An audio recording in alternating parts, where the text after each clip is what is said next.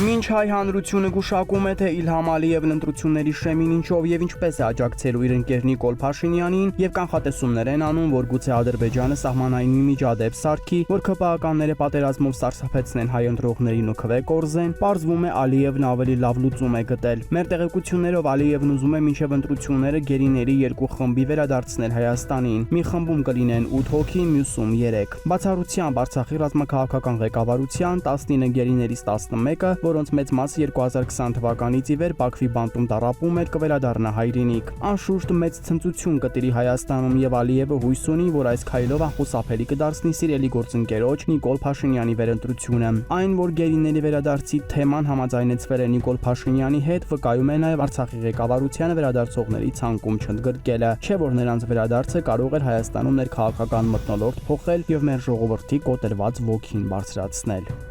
Մոտ 1 տարի առաջ Ռուսաստանում փակվեց Արցախի մշտական ներկայացուցչությունը, որը գործում էր երկար տարիներ։ Ներկայացուցչության գործառույթները մասամբ փոխանցվել են Ռուսաստանում ՀՀ դեսպանատանը մեկ հաստիկ ավելացնելու միջոցով։ Մենք տեղեկացանք, որ ներկայացուցչության շենքի առջև դրված Արցախի դրոշն իր տուն է տարել Ռուսաստանում ապաստանած ԴՀԿ նախկին ղեկավար Միրան Պողոսյանը, որը մասունքի պես այդ դրոշը հիմա պահում է իր տան մի անկյունում։ ԴՀԿ նախկին ղեկավարը, հիշեցնենք, 2019-ից հետախուզման մեջ է։ Նրան Հայաստանում մի շարք դրվագներով մեղադրանքներ են առաջադրվել, խոշոր չափերով գույքի հափշտակություն, պաշտոնեական լիազորությունների չարաշահում, փողերի լվացում եւ այլն։ 2023-ի մայիսի 17-ին ՀՀԱԱԾ-ն հայտարարեց 1 տոննա կոկաինի Հայաստան ներմուծման փորձ բացահայտելու մասին, որը հայտնաբերվել էր նրա ընկերությունում։ Պողոսյանին մեղադրանք առաջադրվեց 250 միլիոն եվրոյի թմրամիջոցի մաքսանենգության գործով, չնայած թմրանյութի մասին հաղորդումը հենց ինքն էր տվել։ Միրան Պողոսյանն անցած տարի կուսակցություն բացեց եւ նպատակ ուներ ընտրություններին մասնակցել, սակայն որևէ ուժի հետ համագործակցությունը չկայացավ։